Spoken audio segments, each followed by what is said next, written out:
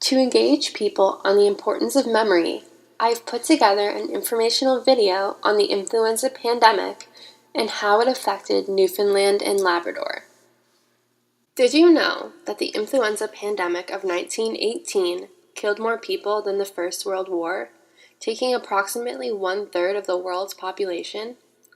The influenza is commonly known today as the Spanish flu, as Spain was the first country to be hit the worst by the outbreak.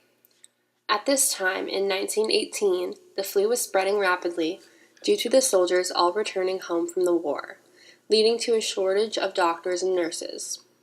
The flu caused a severe common cold, attacking the respiratory system, contributing to the contagion of the influenza. Keeping in mind the time period, there was no effective vaccines or antivirals to treat the flu. Many doctors and nurses were called to help, but the majority of them ended up sick themselves. In Canada, 50,000 people were lost due to this flu pandemic. This had a major impact on Canada as a nation due to the 61,000 we had just recently lost due to war.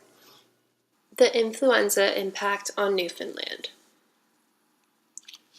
The influenza pandemic first appeared in Newfoundland on September 30th of 1918, killing 1% of the population. The first reported case was in October when a ship docked at St. John's Harbor carrying 3 infected members. Within 2 weeks, several hundred people were infected in St. John's, and schools, theaters, concert halls, and all other buildings were closed. Shortly after, the King George V. Seamen's Institute converted into a hospital because of the influx of people needing medical attention. By early December, there were 62 people dead and 1,586 people infected in Newfoundland. The influenza impact on Labrador.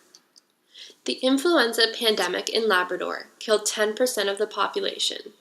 With no proper medical resources or professionals, frequent storms preventing travels, remote communities, and few modes of communication, the disease spread and killed many. The flu first appeared in October when a mailboat with 4 infected crewmen docked on Labrador. A week later, another ship docked in northern Labrador, Hebron, with 1 infected crew member. The disease spread very quickly in Hebron, taking the population from 100 people to only 14. The same ship was not aware of the flu pandemic and continued to sail to Okak in Labrador. By the end of December, the population in Okak had gone from 263 to only 59 residents. Martha Johnson was a 7-year-old girl living in Newfoundland, Labrador when the pandemic struck. It took out the whole town, and Martha had to survive alone for 5 weeks. She survived on hard bread and melting snow until a search party from Okak found her in January. Thankfully, by mid-January, the virus had disappeared. The survivors of Okak burned down all of their houses and moved to surrounding areas of Labrador. Although the disease only killed 10% of the Labrador population, it struck out 30% of the Inuit population. This was a great loss for the Indigenous peoples. There were also many people who did not die from the disease, but they experienced heart and respiratory troubles for the rest of their life.